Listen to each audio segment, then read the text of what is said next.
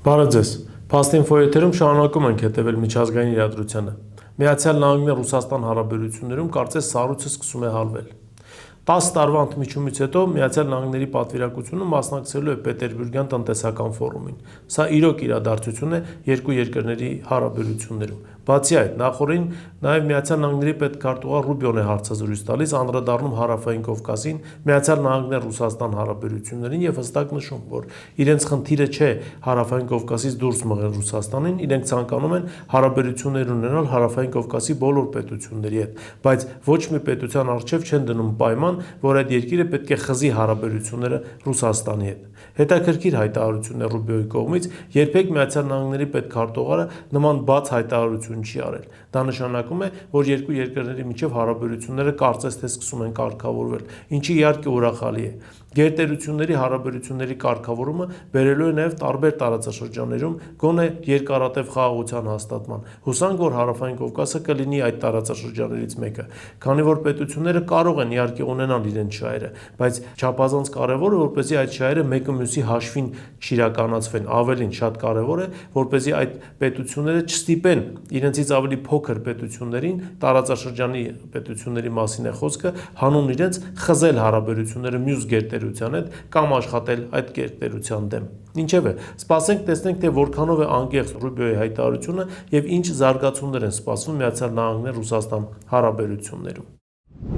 Երկրորդ թեման, որին ցանկանում եմ անդրադառնալ, կրկին Իրան-Միացյալ Նահանգներ հարաբերությունների հետ է կապված եւ բանակցությունների հետ է կապված։ Եթե հիշում եք, մեր նախորդ հանդիպումներում մենք անընդհատ նշում էինք, որ Իսրայելը շահագրգռված է, որպեսզի Միացյալ Նահանգները եւ Իրանը չստորագրեն խաղաղության պայմանագիրը։ Ասել էինք, թե ինչու։ Եվ ահա պարզվում է, որ Իրանը հայտարարություն է տարածել, թե ինքը պատրաստվում է դուրս գալ բանակցային գործընթացից, քանզի Իսրայելը խախտել է պայմանը, հարվածելով Լիբանանին եւ չդադարեցնելով ռազմական գործողությունները Հեզբոլլահի դեմ։ Հիշում ենք նաև, որ երբ առաջին անգամ խոսվեց հնարավոր հրադադարի մասին, Իրանը պնդել էր, որ պայմաններից մեկն էլ, որ Իրանի հետ միասին Լիբանանը եւս պետք է ներառվի այդ ցանկի մեջ, եւ եթե Իրանի դեմ ռազմական գործողությունները դադարեցվում են, ապա պետք է դադարեցվի նաև Լիբանանի դեմ։ Իսրայելը չէր կատարել պայմանը եւ անընդհատ շարունակել է ռազմական գործողությունները Հեզբոլլահի դեմ, աստիճանաբար նաև որոշակի տարածքներ նվաճելով։ Եվ սա, ինչպես ասում են, լցրեց Իրանի համբերության բաժակը, եւ Իրանը բացահայտ հայտարարում է, թե դուրս է գալիս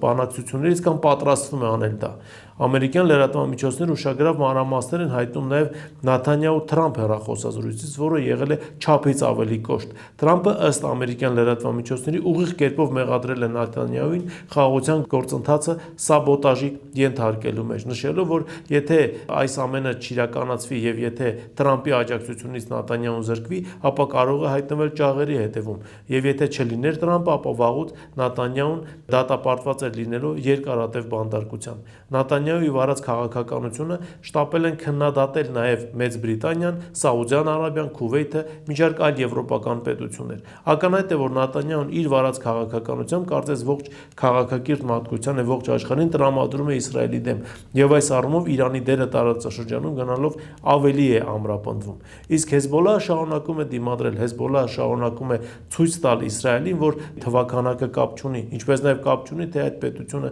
միջուկային զենք ունի, թե ոչ։ Եթե պետությունը, ժողովուրդը ցանկանում են դիմադրել, ապա նրանք դիմադրելու են եւ դիմադրության արդյունքում ողջ աշխարհը կանգնելու է իրենց կողքին։ Սպասենք տեսնենք, թե իրադարձություններն այստեղ ինչպես են զարգանալու։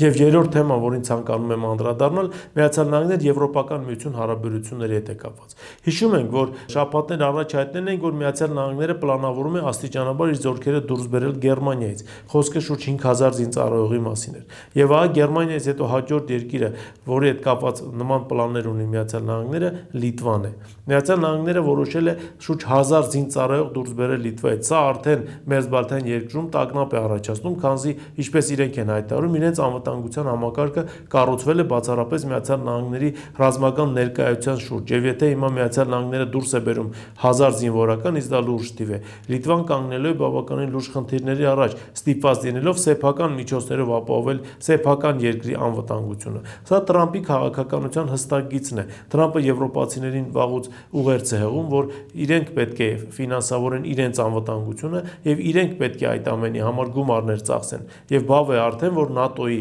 ծախսերը իր վրա վերցնի Միացյալ Նահանգները, հատկապես երբ խոսքը գնում է ՆԱՏՕ-ի եվրոպական հատվածին։